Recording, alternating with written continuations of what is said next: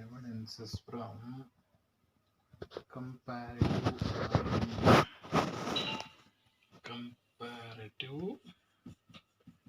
anatomy. This point you should have to remember. Evidences from comparative anatomy. Similarities in structure. Similarity in structures between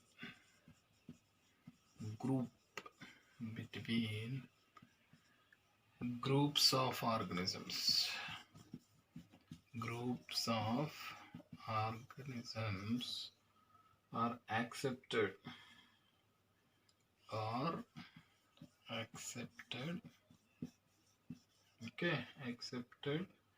as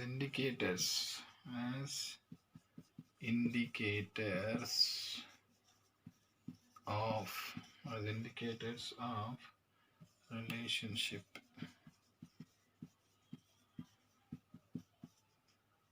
Indicators of relationships.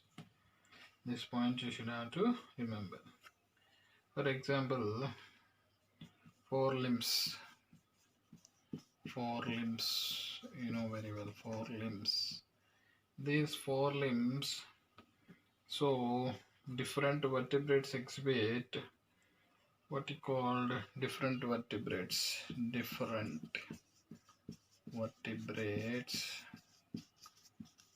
Okay, different vertebrates, four limbs of different vertebrates exhibit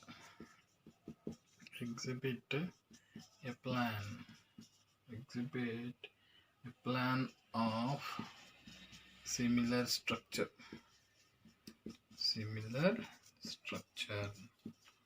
Okay, similar structure. Okay, first one we are dividing into in this. So these relationships. Okay, these relationships. Okay, these relationships can be studied under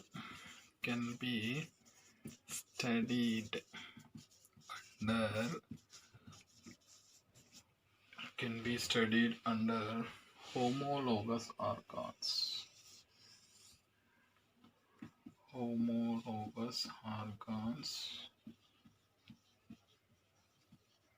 Number one. Number two, homologous organs, analogous organs,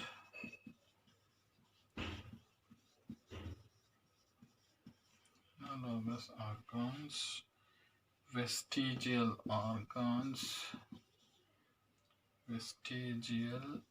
organs, next one, connecting links,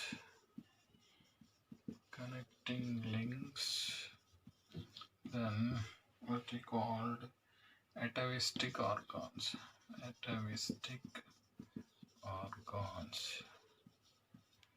homologous organs, analogous organs, vestigial organs, connecting links, and atavistic organs. First one we are going to discuss about homologous organs.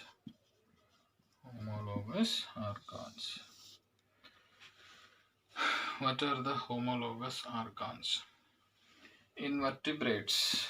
Okay, invertebrates. This point you should have to remember. Invertebrates. Comparative. Okay, anatomical studies.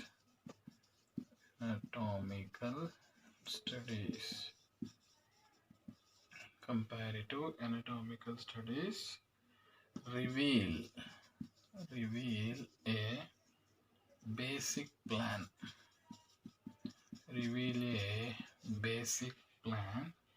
In various structures. such such as forelimbs, what you call forelimbs, hind limbs, forelimbs, and what you called hind limbs, forelimbs and hind limbs. Okay, forelimbs, forelimbs exhibit, forelimbs exhibit, very important, forelimbs exhibit anatomical similarity, anatomical, what you call similarity. This point you have to remember, anatomical similarity with each other, with each other, with each other,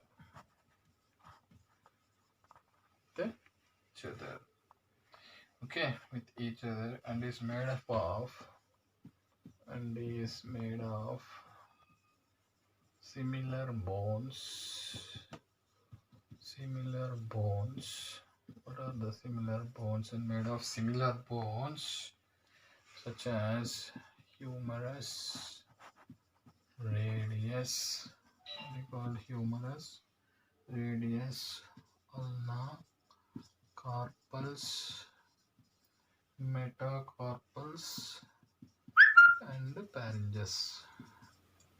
Metacarpals and phalanges, phalanges, phalanges.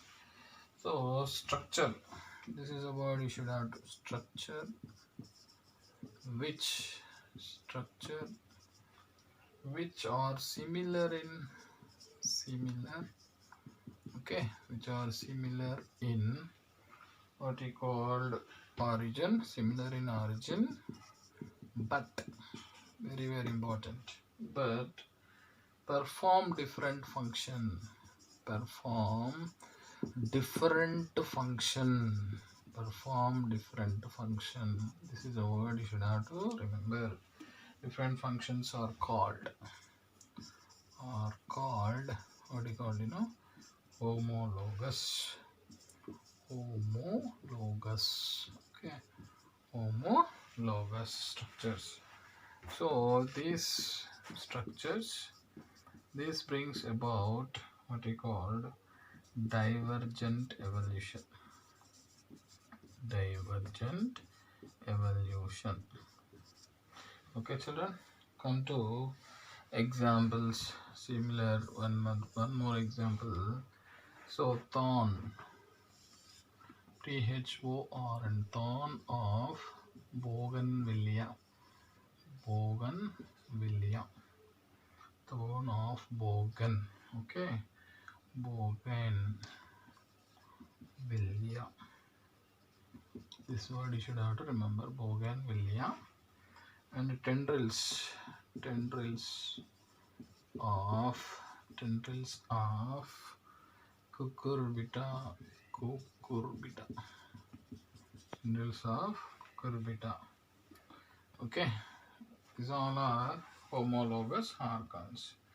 So, but thorn, homologous. What is the function of thorn? Helpful for defense, defense mechanism. And what is the tendril?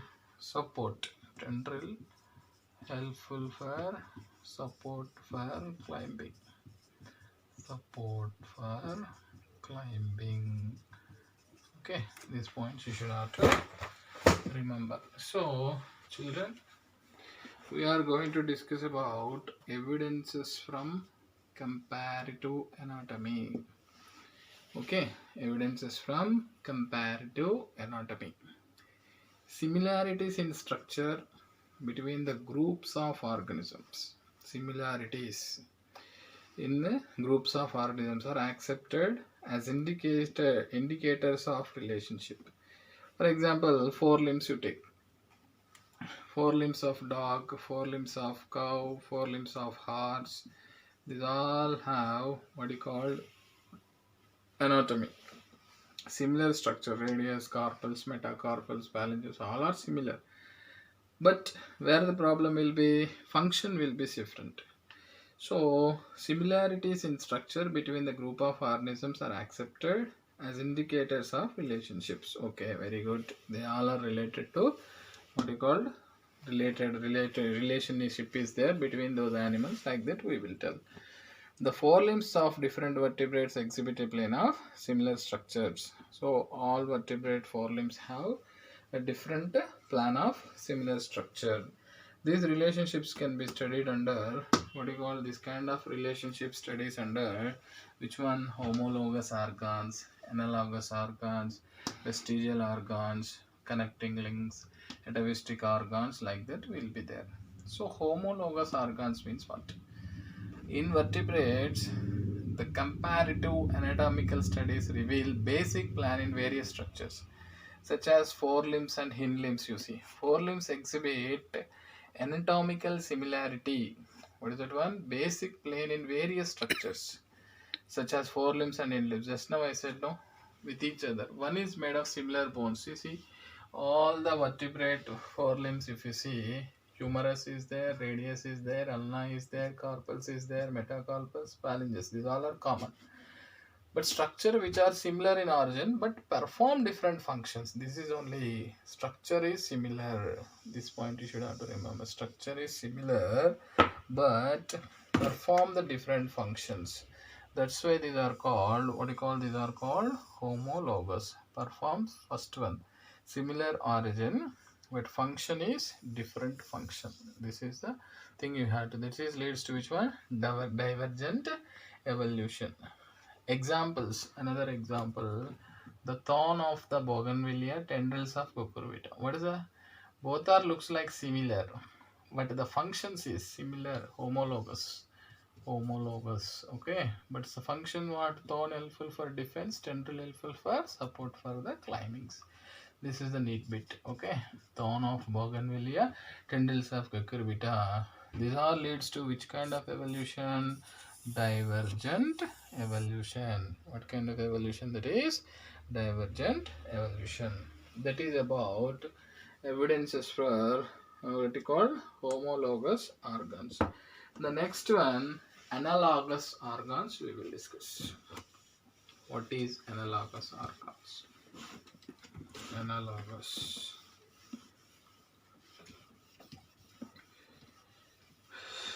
Analogous organs. Analogous organs.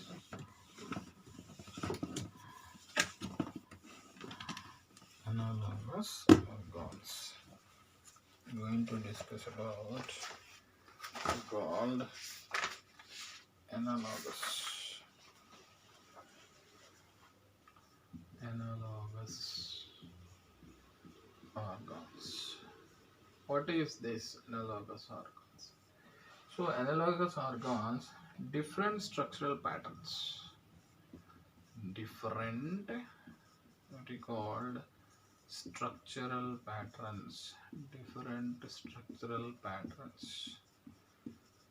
Okay, different structural patterns, but similar in function.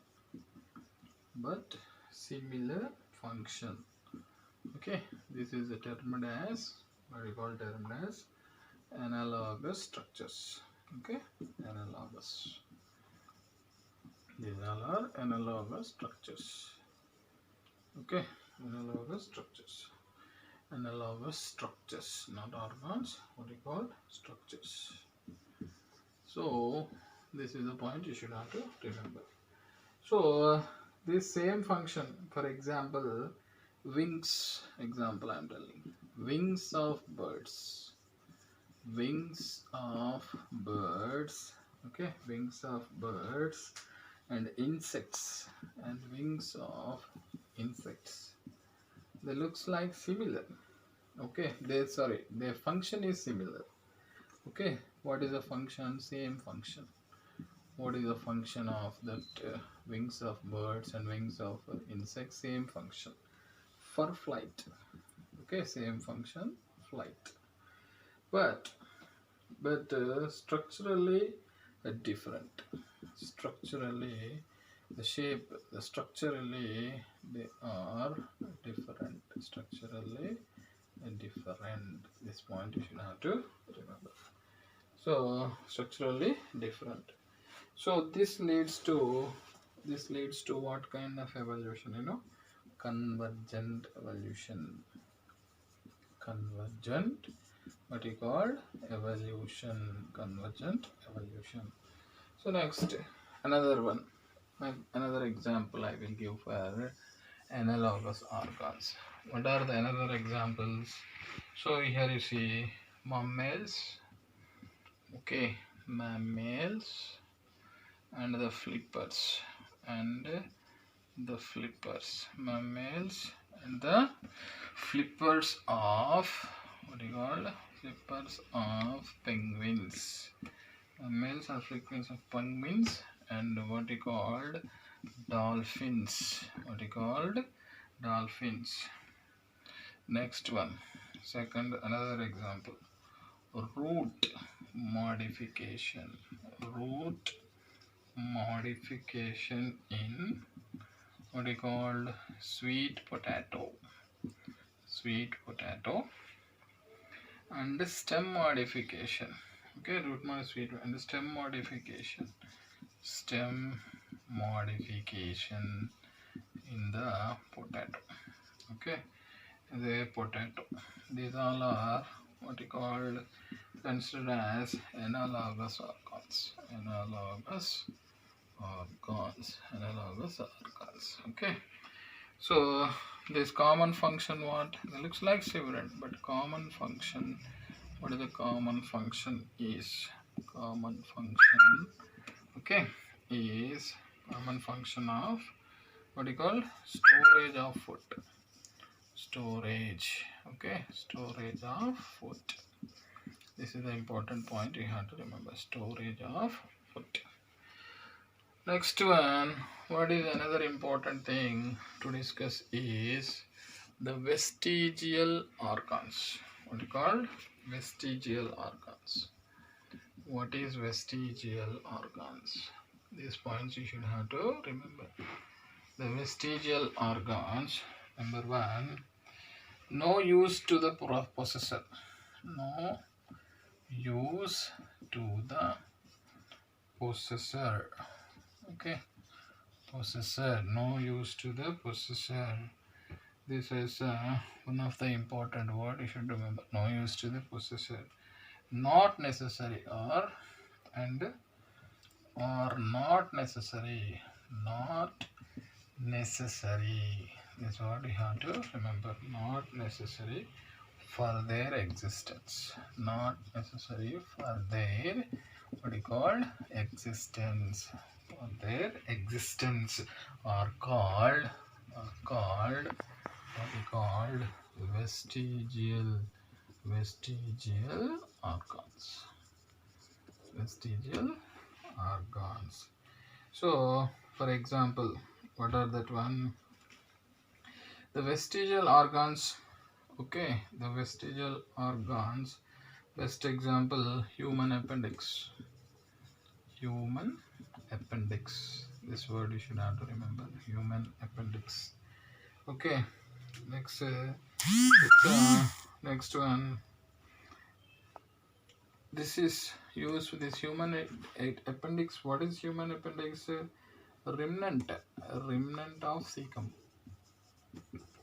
Remnant of what you called cecum. Remnant of what you called cecum. This is a word you should have to remember. Remnant of cecum, which is a functionally, it is a part of which one? Digestive tract. It's a functional part of which one? Digestive tract. Okay, now in this is rabbit. What about this in the case of rabbit? This one is useful, helpful for cellulose digestion. Cellulose digestion. Okay, like that there is a vestigial organ for that. So next one, another vestigial organs, another example, coccyx. Coccyx, Next one, wisdom teeth. Wisdom teeth. Okay, wisdom teeth. Ear muscles. Ear muscles. Okay, body hair, and mamme. Mamme in males. In males, a nictitating membrane. Nictitating membrane. Nictitating membrane. Nictitating membrane of the eye. Nictitating membrane of the eye. These points you should have to remember. Come to the next concept is analogous organs. What are the analogous organs? Different structural patterns. There will be different structures, but their structure is different. Their structure is different, but function is similar. The structure is different, but function is similar. So those organs are called, what do you call such kind of organs are called analogous structures. Examples, wings of birds and wings of insects. So wings of birds and wings of insects, same function, flight. What they will do? The flight. But structurally, how they looks like, the wings of bird have the one shape and insects shape is one shape. That's why the structurally different, functionally similar. Such kind of organs are called similar function but structurally different. Such kind of organs are called, or structures are called analogous structures. This leads to what kind of evolution? Convergent evolution. Another example for analogous structure: mammals and the flippers of penguins and dolphins. Flipper and flippers of penguins and dolphins looks similar. What you call structurally different, but function will be similar. What you call structurally different, but function will be same. That is useful for movement point of view. Next one, root modifications. In another important, root modification in sweet potato, stem modification in the potato. For example, sweet potato and potato, they structurally different but performs the same function. They will be called, what is the same function? The common function of both the sweet potato and potato is storage of food. That's why this kind of structures are called analogous structures. Same function is same but structurally different. In the sense, analogous structure, it leads to what kind of evolution? Convergent evolution. Next one, vestigial organs. Next one, what? Vestigial organs. Waste means, you know very well, they are not useful. They are not useful or useless, or once upon a time useful but now not useful. Like that, such kind of organs are called vestigial organs. So what is the definition? Vestigial organs: no use to the possessor and not necessary for their existence are called. No use and not necessary. The word you should have to listen very carefully. No use. Oh, no use at all to the possessor and not necessary for their existence are called vestigial organs. For example, the human appendix. Human appendix, it's a remnant of cecum. And it is seen the, you know very well, digestive tract. We will see the cecum and the remnant of cecum, the appendix. It is useless, no use to the humans. Okay, but the appendix is useful in the rabbit. Why? How that will useful in the rabbit? What is the main use of appendix in the rabbit? In the sense, in the rabbit, that appendix helpful for digestion of cellulose. Like that, in some case, some animals vestigial. Like in humans, the appendix is waste. but rabbit is useful, so that is important. Next one, some more vestigial organs in the man are coccyx, wisdom teeth, ear muscles, body hair, mammary in male, nictitating one's additional membrane is there in the eye, that is called nictitating membrane of the eye. These all are no use. Coccyx means you know very well, invertebrate will be there, wisdom teeth you know very well, molars are there, ear muscles are there, body hair, mammary in male, and the nictitating membrane of the eye. These all are not at all useful to the human. That's why they will be called what you call vestigial organs. What you call vestigial organs. The last of this class is connecting links. What you call connecting links we will be discuss. What are the connecting links will be discuss. Connecting links. The one connecting links. This one you have to remember. First one. Okay, the organisms. Okay, which possess this one you have to remember, which possess the characters of two different groups.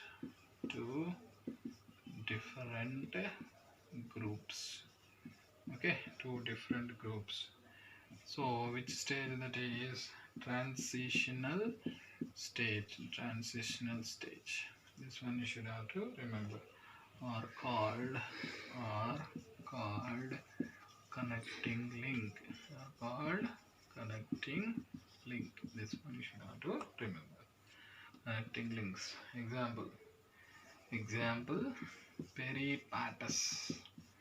It is called peripatus. It is a connecting link.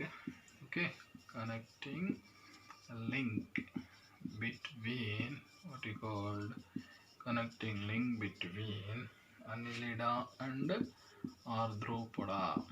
Annelida and you know very well Arthropoda.